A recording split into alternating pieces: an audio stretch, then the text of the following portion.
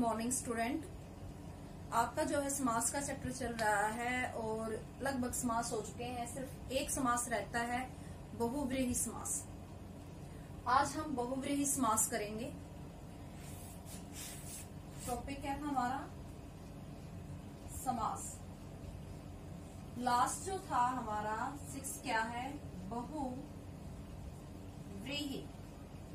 ये व्रीहि है। काफी सारे बच्चे इसको व्रीहि लिखते हैं। क्या है? व्रीहि। अब बहुव्रीहि समास किसे कहते हैं? देखो, समास में मैंने आपको 2 पद बताए, पूर्व पद और उत्तर पद। आपने रचना के आधार पर शब्द भेद पढ़े होंगे। शब्द कितने? शब्द भेद जो है 4 आधारों पर किए गए थे, उनमें से एक है रचना। रचना में कौन कौन से आते हैं? रूढ़, यौगिक, योग रूढ़। अब योग रूढ़ शब्द कौन से होते हैं?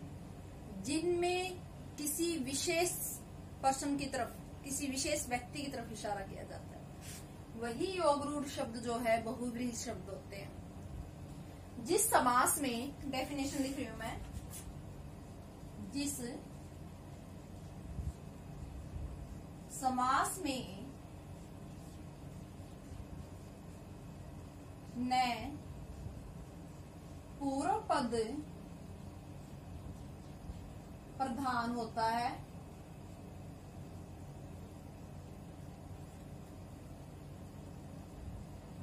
और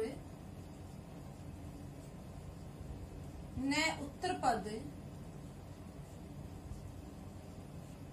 अपितु कोई अन्य या तीसरा, अपितु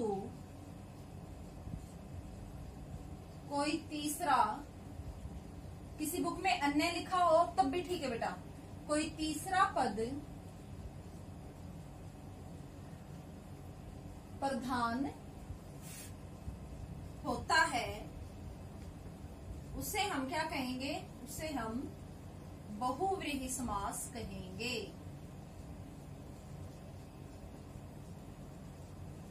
बहुव्रीहि समास कहते हैं।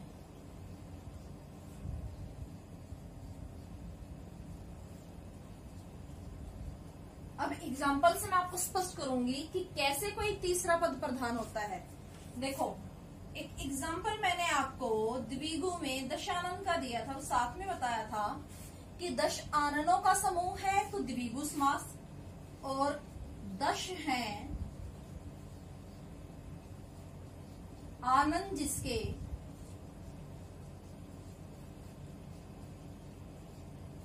अब यहां कौन सा पद प्रधान है? जिसके, तीसरा पद। 10 है आनन जिसके। अब जिसके वो क्वेश्चन पूछ रहा, किसके हैं 10 आनन? रावण के। दशानन शब्द जो है रावण के लिए प्रयोग किया जाता है, इसलिए क्या हो जाएगा? बहुव्रीहि समास। अब यहाँ रावण प्रधान है। पहचान देखो, जब हमने कर्मधारय किया तो विग्रह में है जो आया था। अब जब हम बहुव्रीहि समास का विग्रह करते हैं तो इसमें जिसके आएगा। क्या आएगा? जिसके। कमल नयन, कमल नयन। कमल के समान नयन है जिसके।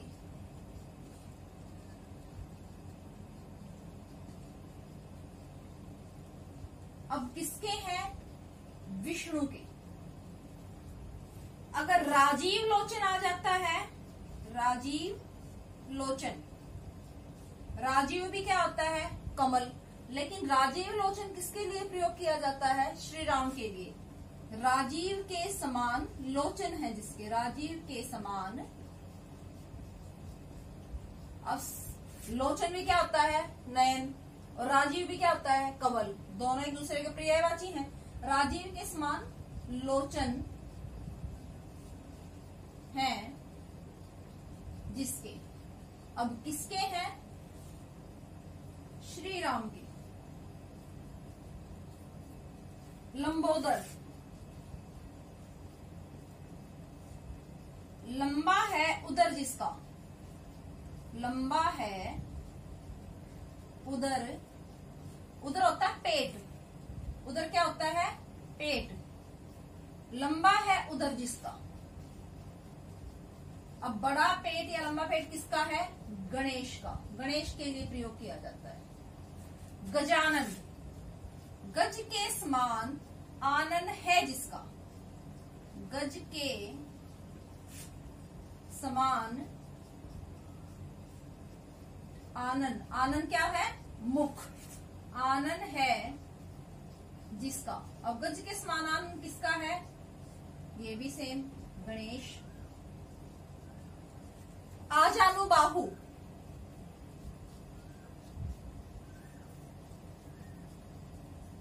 घुटनों तक लंबी है बाहें। आजानु क्या होता है? घुटना, आपके ये। तो घुटनों तक, घुटनों तक लंबी है बाहें जिसकी। अब देखो, आमतौर पर हम जब हाथ करते हैं तो हमारा हाथ यहां तक जाता है, यहां तक नहीं जाता। तो कोई विशेष पर्सन होता है जिसकी जो बाहें हैं वो इतनी लंबी हो जो घुटनों तक जाए, तो यहां क्या आ जाएगा? विशेष व्यक्ति।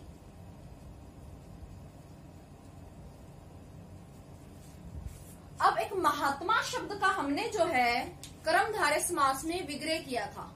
महान है जो आत्मा, वहां आत्मा की विशेषता क्या थी? महान। तो क्या हो गया था? कर्मधारय समास।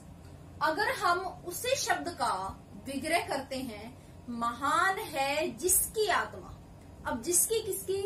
कोई विशेष साधु, साधु या संत, उसके लिए प्रयोग किया जाएगा वहां। अब जैसे दशानन है, इसकी जगह क्या आ जाए? षडानन। षडानन जो है 6 है मुख जिसके। अब 6 मुख किसके हैं? कार्तिकेय के, शिव का पुत्र कार्तिकेय। ठीक है। इसी तरह जैसे आपका गिरिधर, गिरी को धारण किया है जिसने। अब गिरी को किसने धारण किया है? श्री कृष्ण ने। चक्रधर, अब चक्रधर भी जो है आपका 2 मिलेंगे। एक विष्णु के लिए मिलेगा, क्योंकि हमने देखा होगा कि विष्णु की उंगली पर भी जो है चक्र घूमता रहता है, और श्री कृष्ण की उंगली पर भी। तो दोनों में से आप कोई भी लिख सकते हो। चक्रधर, चक्र को धारण किया है जिसने। चतुर्भुज, अब 4 है भुजाएं जिसकी। भुजाएं हाथ हो गए। और एक हमने किया था 4 भुजाओं का समूह। अब वहां क्या है? जो आपकी ये भुजाएं होती हैं उसके लिए प्रयोग किया जा। अगर ये है तो ये क्या हो जाएगा? द्विगु। और 4 है भुजाएं जिसकी, 4 हाथ किसके हैं? विष्णु के। तो वो किसके लिए किया जाएगा? विष्णु के लिए प्रयोग किया जाएगा। जैसे नीलकंठ, आपको कर्मधारय समास में मैंने करवाया था। नीला है जो कंठ, कर्मधारय। और नीला है जिसका कंठ। अब नीलकंठ किसके लिए प्रयोग किया जाता है? शिव के लिए। तो वहां क्या हो जाएगा? शिव हो जाएगा। नीला है जिसका कंठ।